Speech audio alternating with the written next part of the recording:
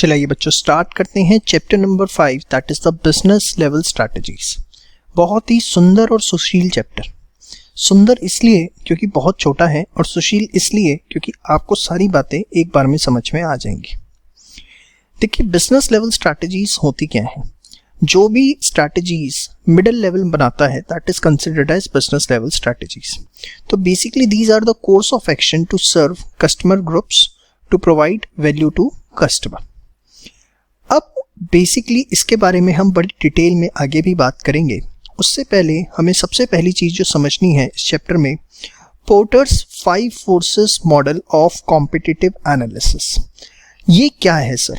इसके अंदर पोर्टर ने बताया है कि जो भी बिजनेस में कॉम्पिटिटिव प्रेशर होता है वो उसकी क्या क्या सोर्सेज हैं, कहाँ से वो कॉम्पिटिटिव प्रेशर जो है बिजनेस पे आता है और उसको कैसे एनालिसिस करना है और कैसे हमें उसको समझने की ज़रूरत है।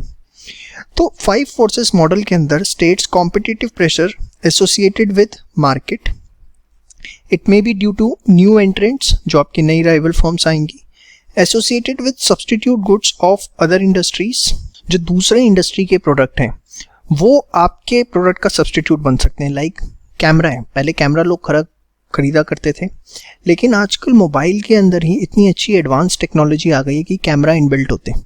तो हुआ क्या कि बेसिकली इस इंडस्ट्री से, मोबाइल इंडस्ट्री से कैमरा इंडस्ट्री जो है वो धीरे धीरे स्क्वीज होती जा रही है, खत्म होती जा रही है। Associated substitute goods of other industries, it may be due to associated with suppliers कि आपके जो सप्लायर्स हैं रॉ मटेरियल के बड़े लिमिटेड हैं, या it may be due to buyers. तो 5 तरीकों से कॉम्पिटिटिव प्रेशर बिजनेस पे क्रिएट होता है, जिसके बारे में अभी बहुत डिटेल डिस्कशन हमें करनी है। Now how to determine the type of competition. तो there are 3 simple steps. First, identify specific competitive pressures associated with 5 forces. मतलब कि जैसे एसोसिएटेड विद मार्केट है, जो भी आपके कॉम्पिटिटर्स हैं ऑलरेडी मार्केट के अंदर, या जो भी इंडस्ट्रियल ग्रोथ रेट है उसमें कौन से ऐसे फोर्सेस हैं जो आपके लिए कॉम्पिटिटिव प्रेशर क्रिएट कर रहे हैं, या कौन से ऐसे न्यू एंट्रेंट हैं जो आपके लिए कॉम्पिटिटिव प्रेशर क्रिएट कर रहे हैं, कौन से ऐसे सब्स्टिट्यूट हैं जो आपके लिए कॉम्पिटिटिव प्रेशर क्रिएट कर रहे हैं। 5 के रिस्पेक्ट में कौन से ऐसे स्पेसिफिक फैक्टर्स हैं जो आपके लिए कॉम्पिटिटिव प्रेशर क्रिएट कर रहे हैं। फिर आप उन्हें इवेल्युएट करेंगे strength of pressure, that is how strong each pressure is. कौन सा प्रेशर सबसे ज़्यादा स्ट्रॉन्ग है जो आपको शॉर्ट टर्म में या लॉन्ग टर्म के अंदर इफेक्ट कर सकता है। जैसे मैंने यहाँ पे कैमरा इंडस्ट्री में बताया कि मोबाइल के अंदर जो अब DSLR कैमराज आने शुरू हो रहे हैं मोबाइल के अंदर, तो ऑब्वियसली एक टाइम आएगा कि लोग कैमरा को एकदम सेट असाइड कर देंगे। इनफैक्ट मैं आपको बताना चाहूँगा काफ़ी न्यूज़ चैनल जैसे NDTV है, वो उन्होंने कैमरे से रिकॉर्डिंग ही बंद कर दी है। वो सारी अपनी रिकॉर्डिंग सैमसंग के मोबाइल फ़ोन से करते हैं। कितनी बड़ी बात है। Determine collective strength of competitive forces to earn profit. और ये जो भी कॉम्पिटिटिव प्रेशर्स हैं अल्टीमेटली ये आपकी प्रॉफिट कैपेसिटी को किस तरीके से इफेक्ट करेंगे। ठीक है, अब हम ये 5 फैक्टर्स जो है market, new entrant, substitute, supplier, buyer, इनको समझने की कोशिश करते हैं अच्छे से। बड़े ध्यान से देखिएगा, बहुत ही इंटरेस्टिंग है, बड़ा मजा आने वाला है, ध्यान से देखना है बस आपको। सबसे पहले थ्रेट ऑफ न्यू एंट्रेंट। देखो न्यू एंट्रेंट की वजह से होता क्या, आप इस चीज को समझो। जब नई फर्म्स मार्केट के अंदर एंटर करना शुरू करती हैं तो इससे टोटल मार्केट सप्लाई बढ़ जाती है। जैसे आज से 10 साल पहले जाओ तो मोबाइल फ़ोन बनाने के लिए बड़ी लिमिटेड कंपनियां हुआ करती थी। सैमसंग हो गया, नोकिया हो गया, एप्पल हो गया, लेकिन आज बहुत छोटी मोटी कंपनीज भी आ गई हैं। तो उससे क्या होता है, टोटल मार्केट सप्लाई बढ़ती है। और ये इकोनॉमिक्स का फंडामेंटल रूल है कि अगर सप्लाई बढ़ रही है without change in demand, as a result market price for products starts falling. अगर किसी भी चीज़ की सप्लाई बढ़नी शुरू हो जाए और उसकी डिमांड में कोई चेंज नहीं है, डिमांड इज कांस्टेंट, ठीक है, तो उस केस के अंदर क्या होता है, इकोनॉमिक्स का फंडामेंटल कॉन्सेप्ट है। अगर आपको थोड़ा सा याद हो, ऐसे ग्राफ में आप करते थे, याद आ रहा है, अगर आप सप्लाई बढ़ा देंगे, ठीक है, तो सप्लाई बढ़ाने से क्या होता है, सप्लाई बढ़ाने से जो प्राइसेस हैं वो कम होने शुरू हो जाते हैं, directly affects the profitability of industry. और आप इसको ऐसे भी समझिए, देखिए न्यू एंट्रेंट्स आ रहे हैं, वो अपना माल बेचने के लिए क्या करेंगे, प्राइसेस को कम रखेंगे। जब वो प्राइसेस कम रखेंगे तो उनका मार्केट शेयर डेवलप होगा। तो इस बहस के अंदर जो एग्जिस्टिंग फर्म्स हैं वो भी प्राइस कम करेंगे और अल्टीमेटली जो प्राइस वॉर है वो शुरू हो जाती है, जिसकी वजह से प्राइसेस कम होते हैं, और प्राइसेस कम होते हैं तो प्रॉफिटेबिलिटी पे फर्क आता है। It also affects existing firms market share position, क्योंकि ऑब्वियसली न्यू एंट्रेंट जो है वो भी अपना कुछ ना कुछ मार्केट शेयर बनाएंगे। Therefore some barriers to entry are required to restrict the new entrants. कुछ बैरियर्स आपको लगाने पड़ते हैं ताकि न्यू एंट्रेंट्स इतनी जल्दी मार्केट में ना आए। अब कौन से ऐसे एंट्री बैरियर्स हो सकते हैं, बड़े ध्यान से देखिएगा।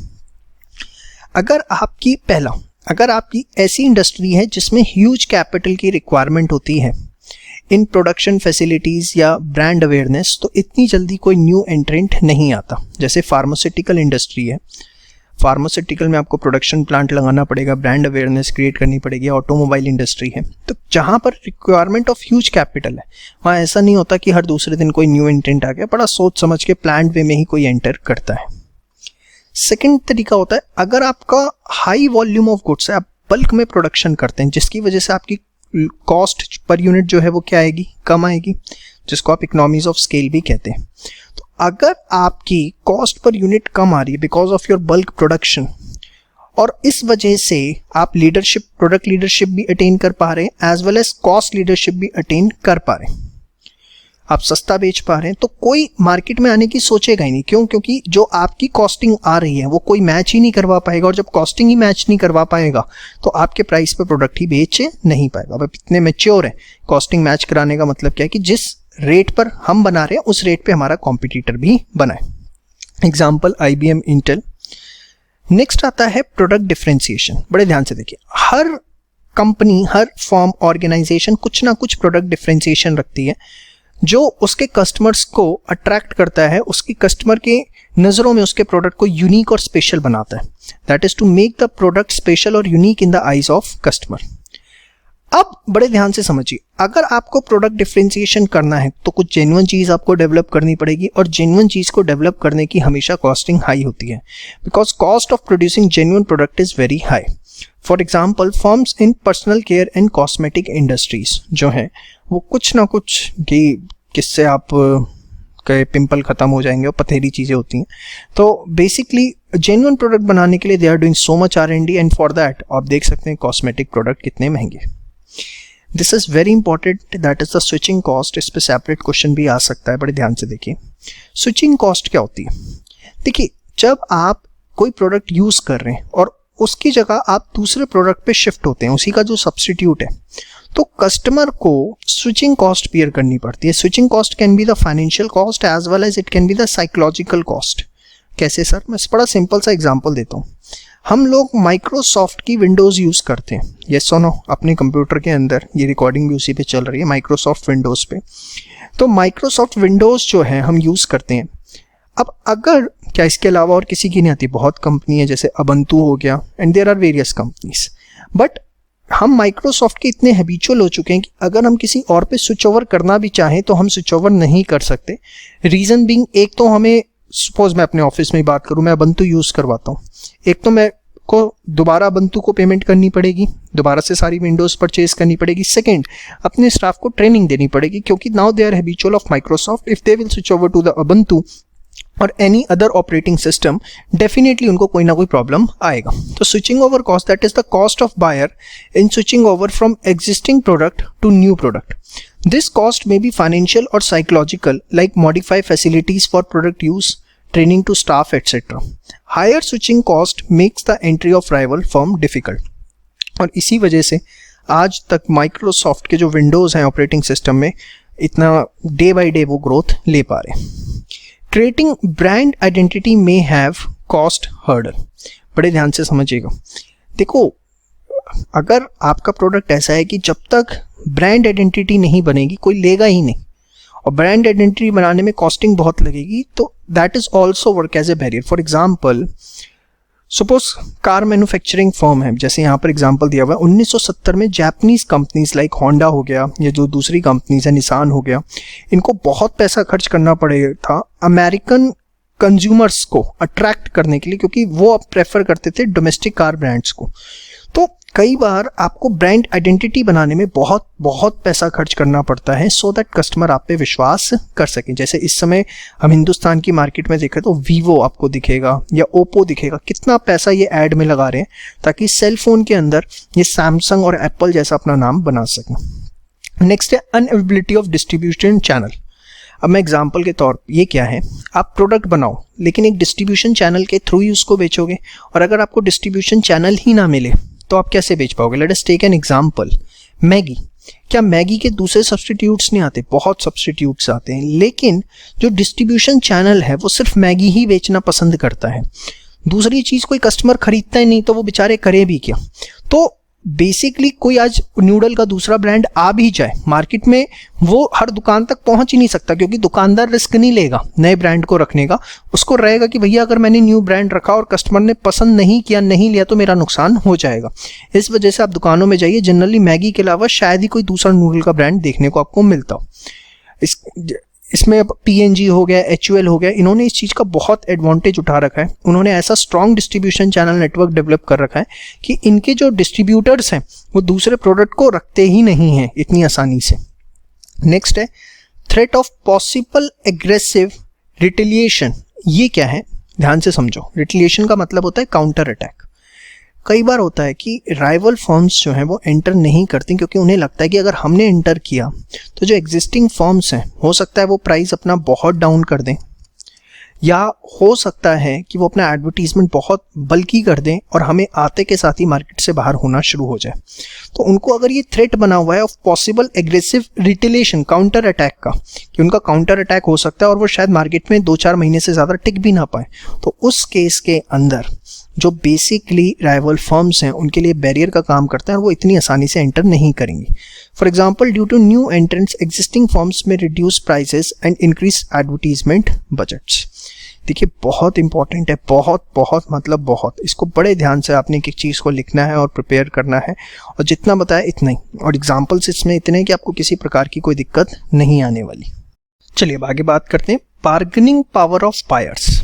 देखिए बायर्स का प्रेशर 3 तरीके से आ सकता है। पहला, buyer full knowledge about sources and substitute.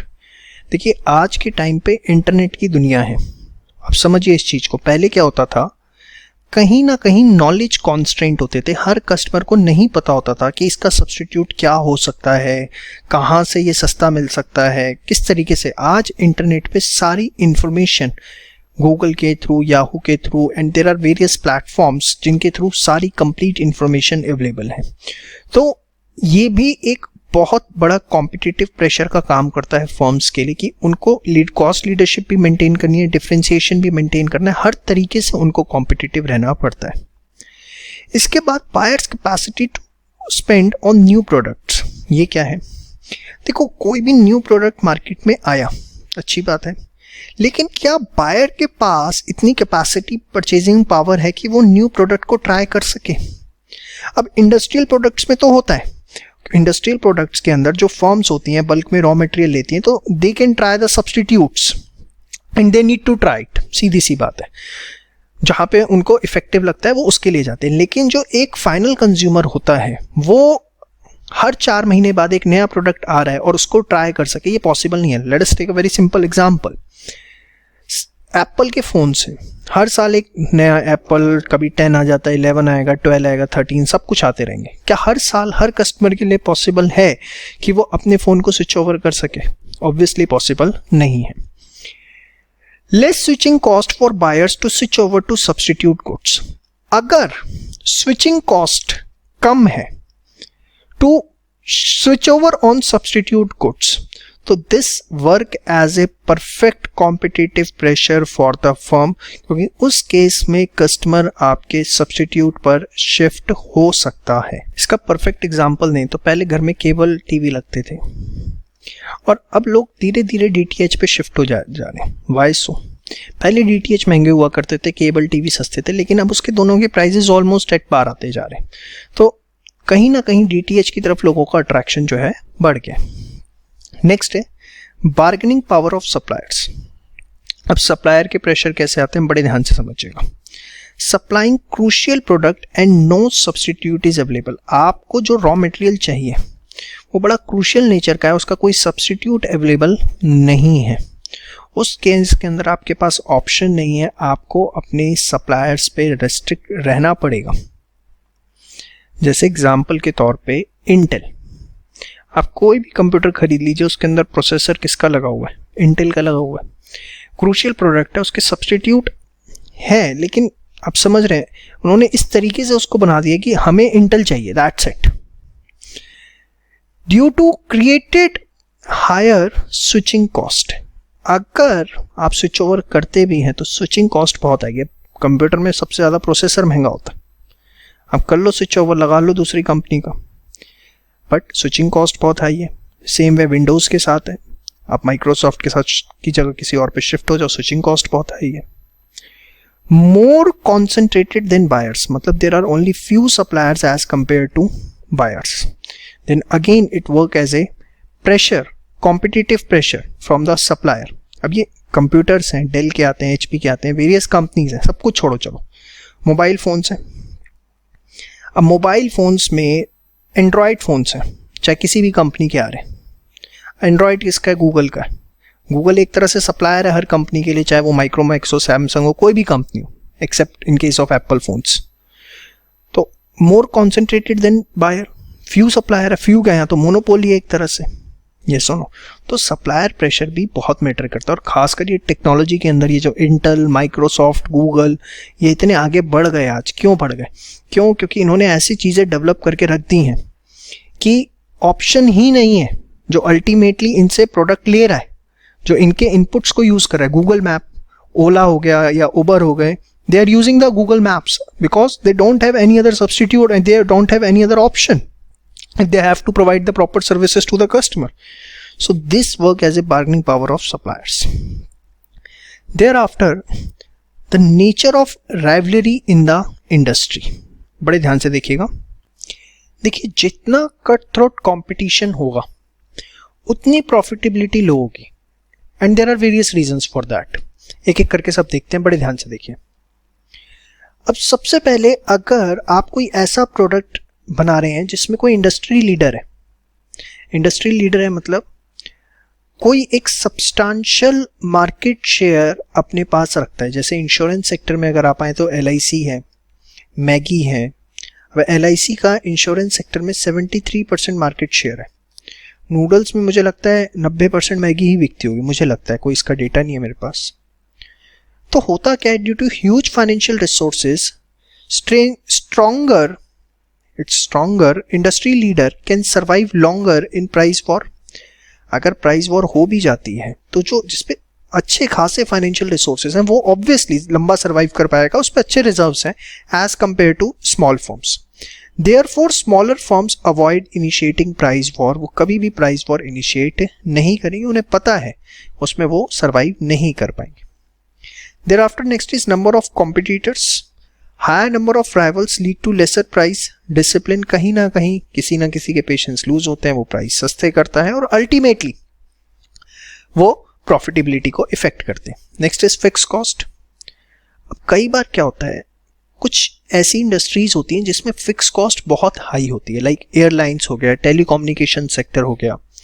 तो वहाँ पर दे वांट कि हम फुल कैपेसिटी पे ऑपरेट करें, चाहे थोड़े प्राइस हमें कम मिल जाए। फ्लाइट जा रही है, दिल्ली से मुंबई फ्लाइट जा रही है, मुंबई से दिल्ली आ रही है, भैया फ्यूल उतना ही लगेगा, स्टाफ कॉस्टिंग वही आएगी, लैंडिंग चार्जेस वही हैं, टेक ऑफ चार्जेस वही हैं, पार्किंग चार्जेस वही हैं। तो वो चाहते हैं कि अगर 125 बंदे फ्लाइट में ट्रेवल कर सकते हैं तो भैया फुल ही जाए फ्लाइट, या कम से कम 90% तो उसके अंदर पैसेंजर्स हों। तो उस केस के अंदर वो प्राइस वॉर में एंटर करते हैं। High fix cost motivates to use full capacity, cost cut prices that leads to fall in profitability, like airlines, telecommunication. उसके बाद आता है एग्जिट बैरियर्स। ये क्या है, बड़े ध्यान से देखिए, वैसे अगर किसी इंडस्ट्री में प्रॉफिटेबिलिटी कम हो रही है तो वहां से फर्म्स एग्जिट करना शुरू कर देती हैं। लेकिन अगर कुछ ऐसा है कि आप एग्जिट करते भी हैं तो जो आपके पास असेट्स हैं उनको बेच के कोई आपको खास रीसेल वैल्यू नहीं मिलेगी। वैसे स्पेशलाइज्ड असेट्स हैं जो यूज़ कर रही है फर्म, उसकी कोई खास रीसेल वैल्यू नहीं है। तो ये भी एक पावरफुल बैरियर की तरह काम करता है और फर्म्स जो है एग्जिट नहीं करती, वो डिस्करेज होती हैं कि चल छोड़ यार, जो आ रहा है उतना ही ठीक है। अदरवाइज प्रॉफिटेबिलिटी लो होती है, फर्म्स मार्केट से निकलती हैं। लेकिन अगर उनके असेट्स की सही रीसेल वैल्यू नहीं मिल रही तो कहते हैं चलने दे जैसा चल रहा है, and it leads to downward pressure on profitability. क्योंकि देखो, अगर वो छोड़ के जाएंगी तभी एग्जिस्टिंग फर्म्स का मार्केट शेयर बढ़ेगा and they will be able to charge higher prices. But if the existing firms will continue in the market, there will be a pressure on the profitability and it will lower down the profits. Product differentiation leads to higher profitability, whereas undifferentiated product like memory chips leads to lower profitability. अब मैं आपको बड़ा देखो simple सा example है जहां product differentiation दिखा सकते हो कस्टमर को कि आपका प्रोडक्ट दूसरे से डिफरेंट है, तो कहीं ना कहीं आप ज़्यादा चार्ज कर पाओगे। लेकिन अगर आप वो नहीं दिखा सकते तो फिर प्राइस जो है आपको एक कॉमन जो इंडस्ट्री का है वो रखना पड़ता है। स्लो ग्रोथ, अगर इंडस्ट्री की ग्रोथ स्लो है, leads to intense rivalry that reduces profitability. जैसे कि एट प्रेजेंट ऑटोमोबाइल सेक्टर हमारे देश में बहुत स्लो ग्रोथ उसके अंदर हो रही है। तो होता क्या है, हर कॉम्पिटिटर ये चाहता है कि यार छोड़, किसी भी तरीके से अपनी कॉस्टिंग तो पूरी करनी है, सस्ते प्राइस कर। और वो इतने सस्ते करते चले जाते हैं, इतने सस्ते कर देते चले जाते हैं कि प्रॉफिटेबिलिटी पे बहुत फर्क पड़ता है। थ्रेट ऑफ सब्स्टिट्यूट्स, देखो इसका परफेक्ट एग्जांपल है।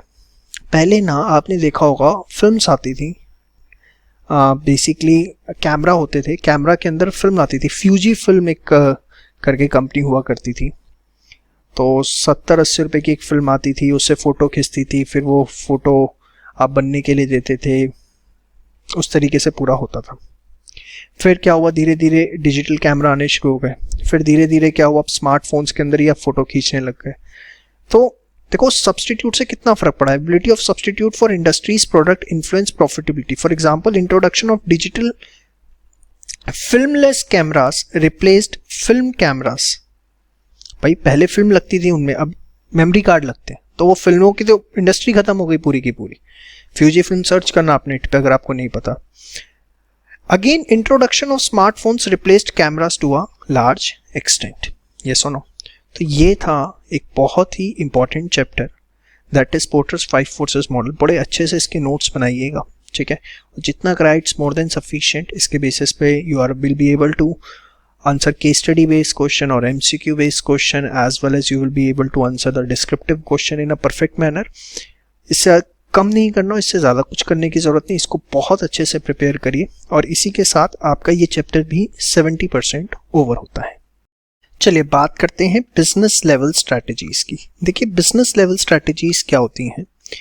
बेसिकली एक particular strategic business unit SBU या एक पर्टिकुलर प्रोडक्ट लाइन के लिए जो स्ट्रैटेजीज बनाई जाती हैं, जिसमें ये देखा जाता है कि ये टारगेट करना कि जो आपका प्रोडक्ट है उसके कस्टमर्स कौन है और उनकी नीड्स को हम कैसे सेटिस्फाई कर सकते हैं, to serve customer groups and to provide them value to the customer.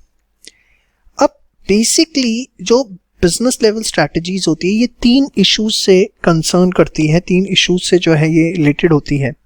Meeting the needs of की कस्टमर्स, जो आपके मेन कस्टमर्स हैं उनकी नीड सेटिस्फाई हो। अचीविंग एडवांटेज ओवर कॉम्पिटिटर, जो भी आपकी प्रोडक्ट लाइन है, जो भी आपकी स्ट्रैटेजिक बिजनेस यूनिट है, उसमें आप कॉम्पिटिटिव एडवांटेज किस तरीके से ले over your competitors. And avoiding competitive disadvantage, मतलब कहीं ना कहीं जो आपकी वीकनेस है उसको कैसे ओवरकम किया जाए, कैसे उसको अवॉइड किया जाए। कॉम्पिटिटिव डिसएडवांटेज मतलब कि समवट आप वीक हो जाते हैं किसी, जैसे हो सकता है आपकी मार्केटिंग उतनी अच्छी ना हो सकता है आपकी प्रोडक्ट की क्वालिटी उतनी अच्छी ना हो, तो ये जो कोई भी वीकनेस अगर है तो किस तरीके से उसको ओवरकम किया जाए, ये इन 3 मेन इश्यूज से रिलेटेड होती है, ये कंसर्न करती है। शॉर्ट नोट 2 नंबर का इसके ऊपर आपसे पूछा जा सकता है।